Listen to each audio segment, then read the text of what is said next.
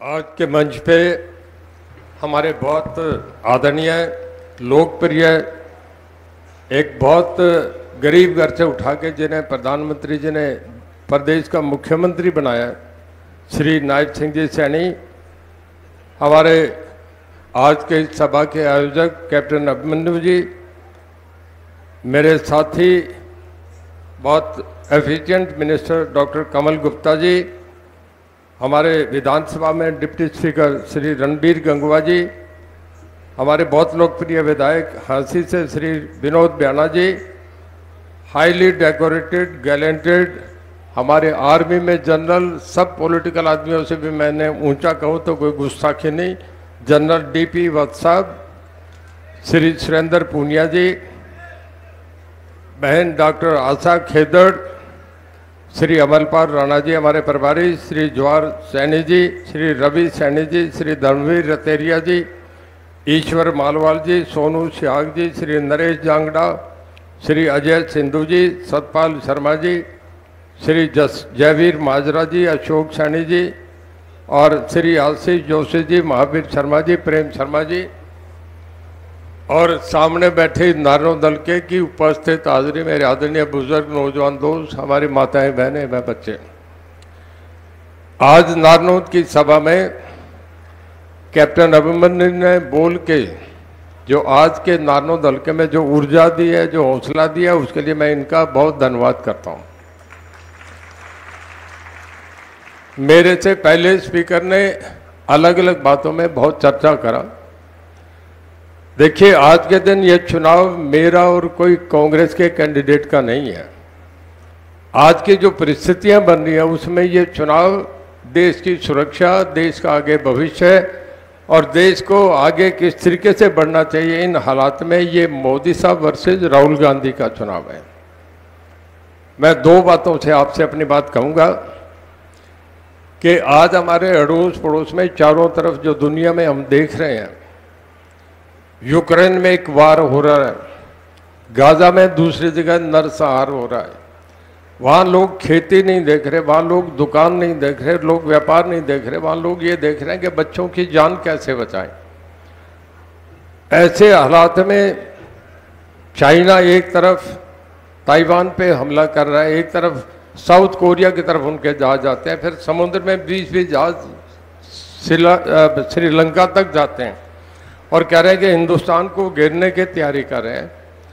अगर दुनिया के जो हालात हैं ऐसे हालात बन जाए तो मैं एक सवाल पूछता हूँ, क्या राहुल गांधी देश को बचा लेंगे? क्या इन हालात में अगर मोदी साहब खड़े होकर चश्मा लगा के अगर देखेंगे तो दुनिया की सारी ताकतें कांपेंगी? ये नरेंद्र मोदी है, उनके लिए वोट देने की बात है। आज इस वक्त जो यूक्रेन में युद्ध चल रहा था, हमारे 20,000 बच्चे वहाँ फंस गए थे और किसी दुनिया के कहने से पुतिन नहीं रुक रहे थे। यूएनओ ने भी कह लिया तो भी इस प्रस्ताव को नहीं माना।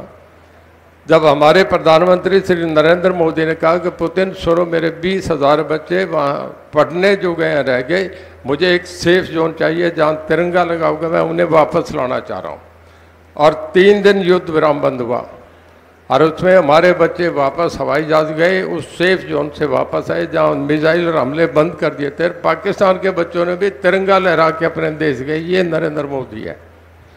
तो हमें जो देख के करना है वो ये करना है कि इस वक्त देश के लिए सबसे बढ़िया प्रधानमंत्री कौन है। मैं बहुत बार, मैं 5वीं कैबिनेट में हूँ, 5 बार मंत्री रह लिया, कई बार विधानसभा में रह लिया, 1987 से मेंबर हूँ, मंत्री बन गया था, मेंबर पार्लियामेंट रह लिया। इस बात का सवाल नहीं है, सवाल इस वक्त है कि देश का प्रधानमंत्री कैसे बने और उसके लिए वोट मांगने की बात है। हर कोई दिन रात इस बात पे लगाए। हमारे देश का बाहर क्या रुतबा है वो मैं बताता हूँ। मोदी साहब के आने के बाद एक बार हमारे विदेश मंत्री गए थे बाहर और उन्हें जब अमेरिका में उतरे तो एक चेक पॉइंट होता है, जाने से पहले ग्रीन, बड़े आदमी हो तो ग्रीन चैनल से लेके जाते हैं, वहाँ उनकी तलाशी ली गई, कपड़े उतरवाए गए। हिंदुस्तान के अखबारों में बड़ा शोर मचा था।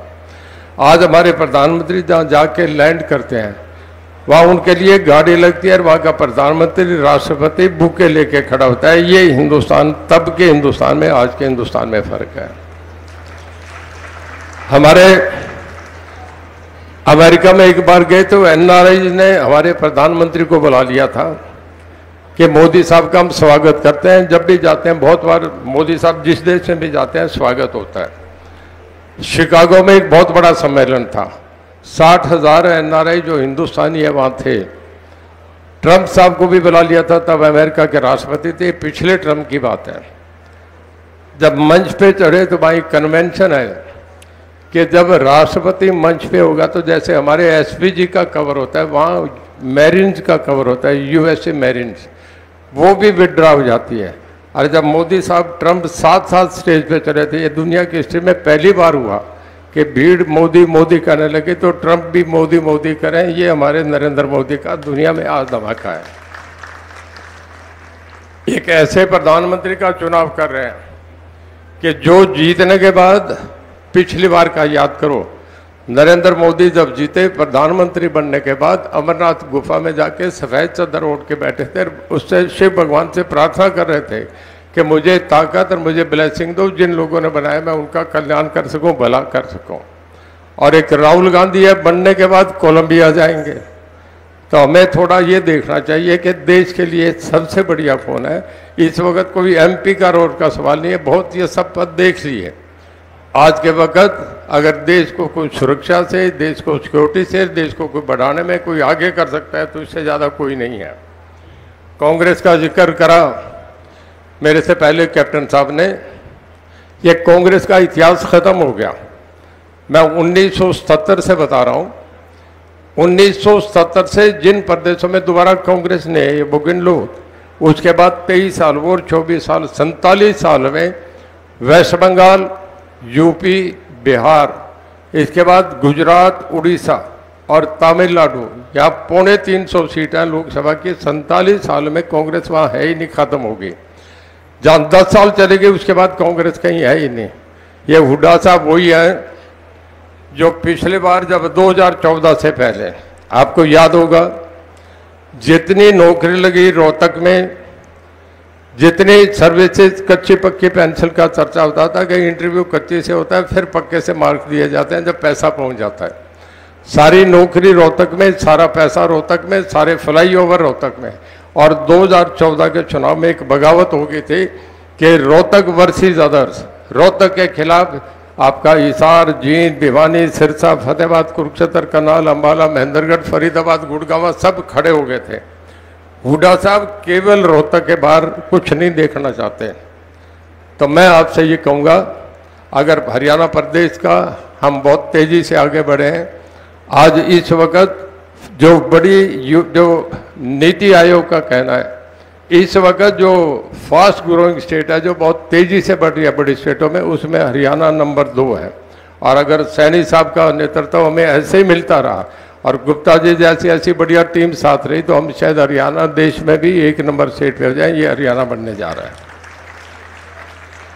मैं दूसरी बात कहूँगा, एज कैंडिडेट देखें तो मैं मेरे लिए कुछ कहूँ ये बढ़िया बात नहीं। लोग कहते हैं आदमी ठीक ठाक है, और भाई जो जयप्रकाश है, आप तो कहने में कुछ संकोच कर गए, जो देवीलाल के जीवन में सबसे ऊंचाई के वक्त पे थे, जब प्रधानमंत्री बन गए थे, तो एक ही बात से नुकसान हुआ था। जिस दिन महम बाई इलेक्शन हुआ, वो महम बाई इलेक्शन में ग्रीन ब्रिगेड ने बूथ कैप्चर करे थे और चांदी बैसी में गोलियां चली थी। उस दिन से देवीलाल को भी इस्तीफा देना पड़ा, और उस दिन ये उसका सरगना जयप्रकाश था। ये सारी भीड़ बैठ के मैं सामने कह रहा हूँ, ये था। और अगर ऐसे आदमी राजनीति में आए तो फिर हमारी यूपी बिहार जैसी राजनीति हो जाएगी। तो सोच के करना, कोई ऐसे आदमी का धर्म नहीं होता, कोई किसी से लिहाज नहीं होती, कोई किसी से नहीं। जो ये कह रहे थे झूठी थापी लगाने वाला आदमी है, इसका कोई काम नहीं है। मैं पिछले 3-4 दिन से देख रहा हूँ, हमारा इलेक्शन, एक ब्राह्मण सभा का एक आयोजन हुआ परशुराम जयंती पे, 1000 से ज़्यादा ब्राह्मण इकट्ठे हुए, मुझे बुलाया गया मौके पे, और प्रदेश अध्यक्ष, पूरी प्रदेश की कार्यकारिणी, सब ने मिलकर फैसला करा कि आज से पूरा ब्राह्मण समाज हम परशुराम जयंती पे फैसला कराएं, 1-1 वोट मोदी साहब को पड़ेगा। पूरा सैनी समाज, पूरा गुर्जर समाज, मतलब 36 बरादरी, मैं थोड़ा सा आपसे कहूँगा, जो थोड़ी कांग्रेस से लिहाज करे बैठे हैं उनसे आपसे एक बात मैं कहूँ, मेरी बात सुन के आप सोच लेना। कभी चौधरी चरण सिंह को कांग्रेस ने मुख्यमंत्री नहीं बनाया। मैं वोट नहीं मांग रहा हूँ अगर मेरी बात गलत हो। कभी देवीलाल को मुख्यमंत्री कांग्रेस ने नहीं बनाया। और अब मैं इस इलेक्शन की बात बता रहा हूँ, सर छोटू राम के दोहिते को टिकट नहीं मिले कांग्रेस में, चौधरी बंसीलाल की पोती को टिकट नहीं मिले कांग्रेस में, और जिस कांग्रेस को छोड़ के मैं बाहर आया, मुझे बीजेपी जब मैं टिकट नहीं दी बाहर आया, लोगों ने मुझे बनाया, सबकी जमानतें जब 25,000 से मनोहर लाल जी ने मुझे कैबिनेट में मंत्री बनाया। 5 की कैबिनेट बनी तो नायब सिंह जी सैनी ने मंत्री बनाया। और भाई लोकसभा का टिकट मुझे देखे तो हमें इज्जत कौन सी पार्टी दे रही है? जिस कांग्रेस को सब छोड़ के चले गए, उस कांग्रेस को मैं नहीं समझ रहा कि आप क्यों जफ्फी डालें, उस कांग्रेस को छोड़ देना चाहिए।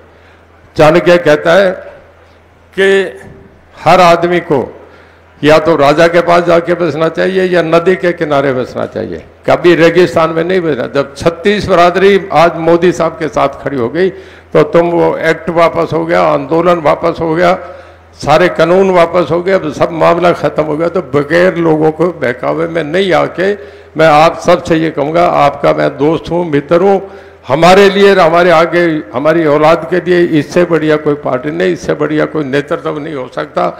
हम एक एक आदमी नरेंद्र मोदी जी के साथ खड़े होकर उनका साथ दें। हम जब पानीपत की लड़ाइयाँ लड़े, हम हिंदुस्तान और चीन की बॉर्डर पे हम देश के लिए लड़े, तो फिर ऐसे प्रधानमंत्री के लिए हमें सबसे आगे होकर उनकी लड़ाई में साथ देना चाहिए। हमें देश के भविष्य के लिए काम करना चाहिए। मैं लास्ट में आपसे एक ही बात कहूँगा कि 25 तारीख को वोट पड़ेगा। उस दिन हर आदमी ये प्रतिज्ञा कर ले कि घर के 5 मेंबर हैं, 7 मेंबर हैं, एक वोट भी नहीं रहना चाहिए। कई बार हार जीत 20, 30, 40, 50 हज़ार की होती है। अगर हम वोट 100% पोल कर देंगे, 70% पोल करते हैं तो 18 लाख में हमारे 10,500 पोल होंगे। अगर हम 90% कर जाते हैं तो 4 लाख वोट और बढ़ जाता है। तो मैं सबसे कहूँगा, जो परिवार कोई भी घर में, वो हर परिवार के जितने वोट हैं एक एक वोट पोल करें और नरेंद्र मोदी जी को हिसार के हम कमल का फूल ले जाके उन्हें भेंट करें। ये हमारी किस्मत है कि हिसार से 2 MP बन रहे हैं, एक मैं बनूंगा और एक नवीन जिंदल बनेगा। और भाई आपसे एक कह के जा रहा हूँ कि रणजीत सिंह, हर सोमवार को मैं हिसार मिलूंगा। पहले मैं हर 5 तारीख को महीने में मिलता था। नानोद बड़े जानते हैं, मेरे पास बहुत आदमी जाते हैं, मैं करता था, हजार आदमी सबके सामने काम करता था पिछले 16 साल से, एक दिन भी अचूक नहीं हुआ। और आपसे वायदा करके जाता हूँ, हर सोमवार को मैं हिसार आपसे मिलूंगा। कोई भी आए, किसी बरादरी का आए, किसी भाईचारे का आए, किसी पार्टी का आए, हर एक के काम करूंगा। ये कह के मैं आपका बहुत धन्यवाद करता हूँ। जय हिंद, जय भारत। अब एक नारा लगाऊंगा, भारत माता की, भारतीय जनता पार्टी, श्री नरेंद्र मोदी। अब लास्ट कहूंगा, दोनों हाथ खड़े करके हम मोदी परिवार और एक एक वोट डालेंगे, 100% पोल करेंगे, दोनों हाथ खड़े करके कहें बहुत धन्यवाद। जय हिंद, जय भारत। तो फिलहाल आप बीजेपी प्रत्याशी चौधरी रणजीत चौटाला को आप यहाँ पर सुन रहे थे और उन्होंने इस बात का जिक्र किया है कि इस चुनाव को आप ये मानकर चलिए कि मोदी को जिताना है, प्रधानमंत्री नरेंद्र मोदी को एक बार फिर से केंद्र की सत्ता में लाना है, तभी देश का विकास होगा, तभी हरियाणा का विकास होगा। और उन्होंने कहा कि बतौर प्रत्याशी मैं लोगों से वादा करता हूं कि जब सांसद बनूंगा तो हर बिरादरी, हर किसी की जो समस्या है उसका हल होगा।